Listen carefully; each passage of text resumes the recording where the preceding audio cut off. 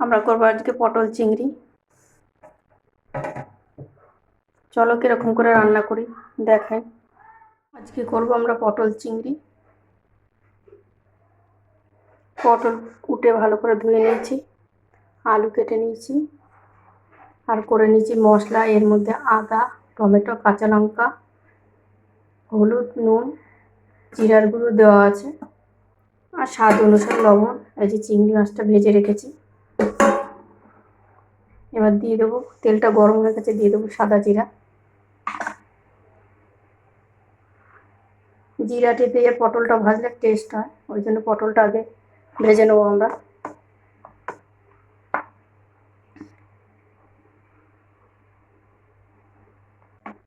একে একে পটলগুলো দিয়ে দেবো।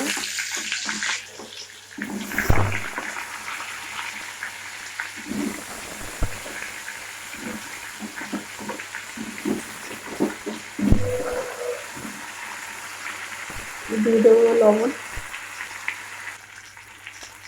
আর দিয়ে দেবো হলুদ অল্প করে। পটলগুলো আমরা ভালো করে লাল লাল করে ভেজে দেবো।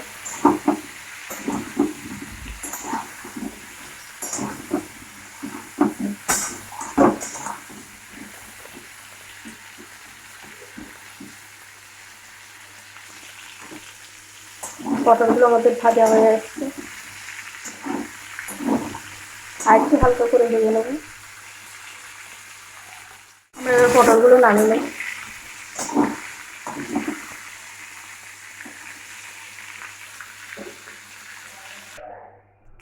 এবার পেঁয়াজটা দিয়ে দেবো।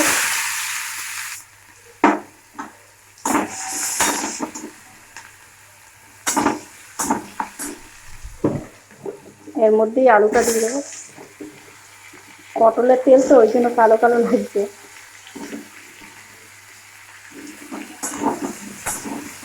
এটাকে হালকা করে ভেজে নেবো।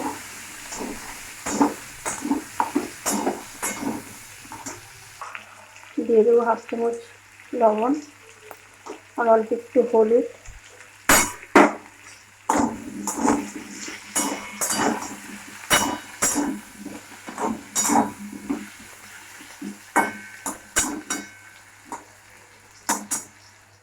আলুটা আমাদের হালকা ভাজা হয়ে গেছে, দিয়ে দেবো এক এক করে মশলা।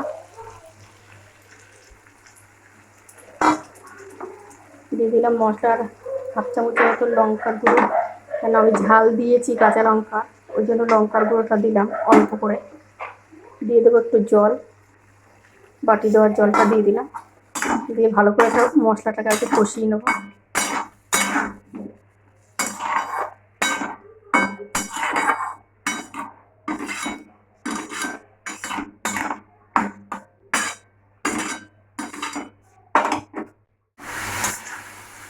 মশলাটা কষে এসছে,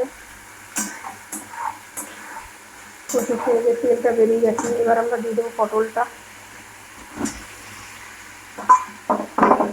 পটলটা দিয়েও আর একটু কষিয়ে নেবো ঢেকে ঢেকে, তাহলে ভালো আলুগুলো ভালো সিদ্ধ হয়ে যাবে। মানে পটলটা তো আমাদের ভাজা আছে। গ্যাসটা কমিয়ে একটু হালকা করে ঢেকে দেবো।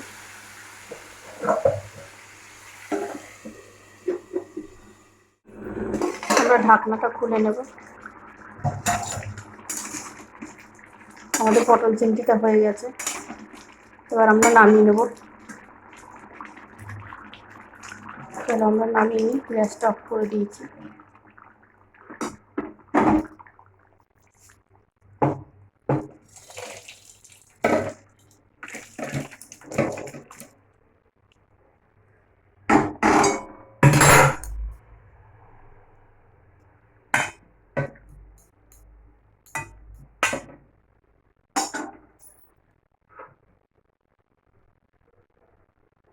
এই রান্নাটা কীরকম লাগলো